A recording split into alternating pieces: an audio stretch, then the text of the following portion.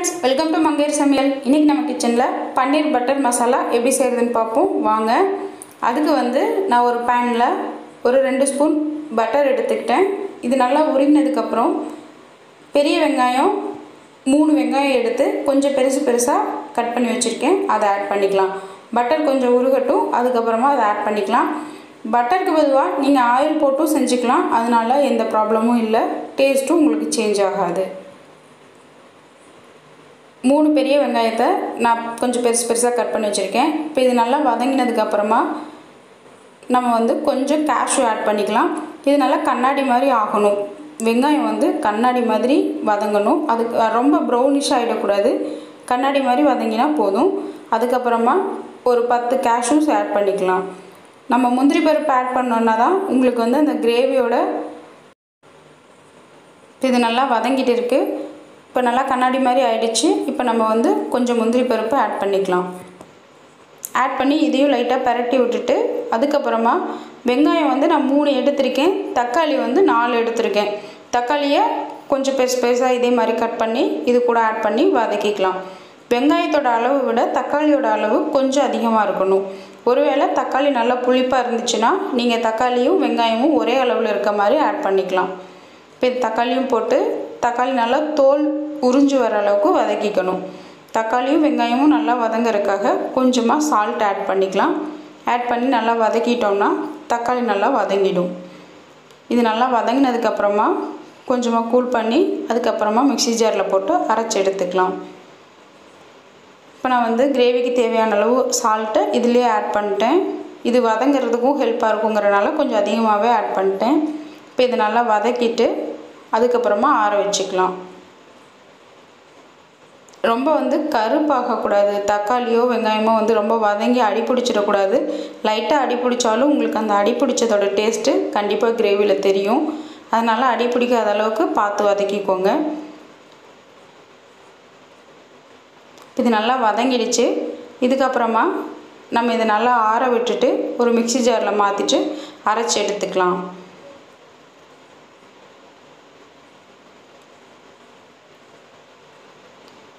இந்த மாதிரி நல்லா வந்து தக்காளியோட தோல் வந்து உறிஞ்சு வரணும் தக்காளி நல்லா வதங்கி இருக்கணும் இந்த மாதிரி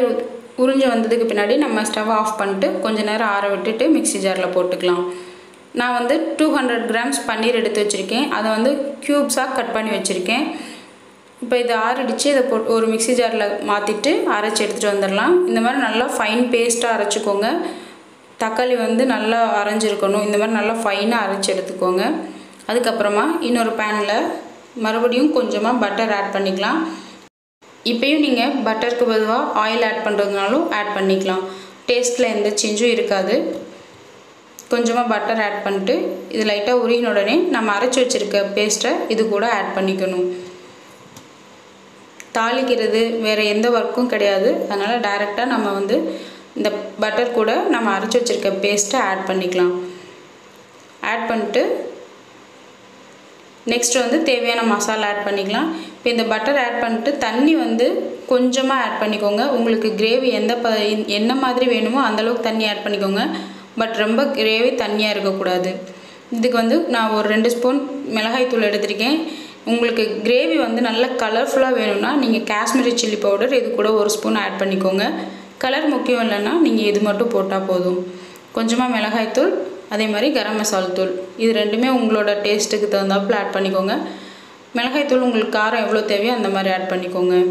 பட் நம்ம பட்டர்லயே ஃபுல்லா செய்யிறதுனால மிளகாய் தூளோட காரம் அவ்வளவு அதிகமா தெரியாது தண்ணி வந்து பார்த்து குறைச்சலா ஆட் பண்ணிக்கோங்க ரொம்ப தண்ணியா இருந்துச்சுனா உங்களுக்கு கிரேவி டேஸ்ட் இருக்காது இந்த மாதிரி கொஞ்சம் தண்ணி கம்மியா ஆட் பண்ணிக்கோங்க இப்போ இது நல்லா கலந்து விட்டுட்டு ஒரு கொதி வர வரைக்கும் வெயிட் பண்ணுவோம் லைட்டா கொதி வரணும் கிரேவி கொதிக்கும்போது கொஞ்சம் வெளியில தெரிக்கும் கொஞ்சம் கவனமா இருந்துக்கோங்க இப்போ இது நல்லா ஒரு கொதி வந்ததுக்கு பின்னாடி 1 ஸ்பூன் சுகர் ஆட் பண்றேன் சுகர் வந்து உங்களோட தக்காளி புளிப்புக்கு தகுந்தாப்புல ஆட் பண்ணிக்கோங்க கொஞ்சம் ரொம்ப புளிப்பா இருந்துச்சுனா ஒரு 1.5 ஸ்பூன் ஆட் பண்ணிக்கோங்க அப்படி இல்லாட்டி 1 ஸ்பூன் போதும் இந்த மாதிரி 1 ஸ்பூன் ஆட் பண்ணிட்டு கலந்து விட்டுக்கோங்க அந்த புளிப்புக்கும் 1 ஸ்பூன் சுகர் ஆட் பண்ணாதான் உங்களுக்கு அந்த கிரேவியோட டேஸ்ட் கிடைக்கும் அதனால சுகரும் கம்பல்சரி தான் இப்போ இது கூட வந்து பன்னீர் நான் வந்து கியூப்ஸா கட் பண்ணி வச்சிருக்கிறத ஆட் பண்ணிக்கிறேன் நான் 200 grams எடுத்துர்க்கேன் இது வந்து நீங்க கட் பண்ணி வைக்கிறது வந்து ஃபஸ்ட்டு குக் பண்ணுறதுக்கு 1 hour முன்னாடியே ஃப்ரிட்ஜிலேருந்து எடுத்து வெளியில் வச்சுருங்க. அதுக்கப்புறம் தான் உங்களுக்கு கட் பண்ணுறதுக்கு ஈஸியாக இருக்கும். அதே மாதிரி ரூம் டெம்பரேச்சரில் இருக்க பன்னீர் ஆட் பண்ணி குக் பண்ணால் தான் உங்களுக்கு அதோட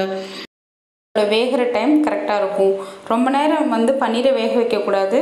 அதனால் பார்த்து கொஞ்ச நேரத்துலேயே நீங்கள் ஆஃப் பண்ணிக்கலாம். ஃபைனலாக வந்து கொஞ்சம் மெத்தி லீவ்ஸ் இருந்துச்சுன்னா அதை வந்து தூவி விட்டுக்கோங்க. மெத்தி லீவ்ஸ் இல்லாட்டியும் ப்ராப்ளம் இல்லை. பட் மெத்தி லீஃப் வந்து இந்த கிரேவிக்கு நல்ல ஒரு ஃப்ளேவரை கொடுக்கும். பன்னீர் ரொம்ப நேரம் குக் பண்ணோம்னா அதோட இது வந்து ரப்பர் மாதிரி ஆகிடும். அதனால் நீங்கள் பன்னீரை வந்து குறைவான டயத்துக்கு தான் குக் பண்ணணும். லாஸ்ட்டாக ஆட் பண்ணி கொஞ்சம் நேரத்துலேயே ஆஃப் பண்ணிடலாம். அது அந்த சூட்லேயே வந்துடும். ஃபைனலாக கொஞ்சம் பட்டர் ஆட் பண்ணியிருக்கேன். இந்த பட்டர் ஆட் பண்ணிட்டு நம்ம ஒரு லிட் போட்டு மூடிட்டோன்னா அதுக்கப்புறமா அது பட்டர் நல்லா உருகி எல்லா பக்கம் வந்திருக்கும். நீங்கள் இதுக்கு முன்னாடி 2 ஸ்டேஜ்லேயும் ஆயில் ஆட் பண்ணிட்டீங்கன்னா கண்டிப்பாக இந்த ஸ்டேஜில் கொஞ்சம் பட்டர் ஆட் பண்ணிக்கோங்க. அப்படி இல்லை ஃபுல்லாக பட்டர்லேயே செஞ்சிங்கன்னா இதை ஸ்கிப் பண்ணுறதுனாலும் பண்ணிக்கலாம். இப்போ நம்மளோட பன்னீர் பட்டர் மசாலா ரெடி ஆகிடுச்சு ஃப்ரெண்ட்ஸ். வாங்க சாப்பிட்லாம். நீங்களும் கண்டிப்பாக வீட்டில் ட்ரை பண்ணி பாருங்கள். ரொம்ப ஈஸியாக ரொம்ப சிம்பிளான மெத்தடில் ரொம்ப டேஸ்ட்டாகவும் செஞ்சிடலாம். சப்பாத்திக்கு ரொம்ப நல்ல சைடிஷ். பன்னீர் பசங்களுக்கு ரொம்ப நல்லது. அதனால் கண்டிப்பாக நீங்கள் வீக்லி ஒன்ஸ் கூட செஞ்சு தரலாம். Thank you friends.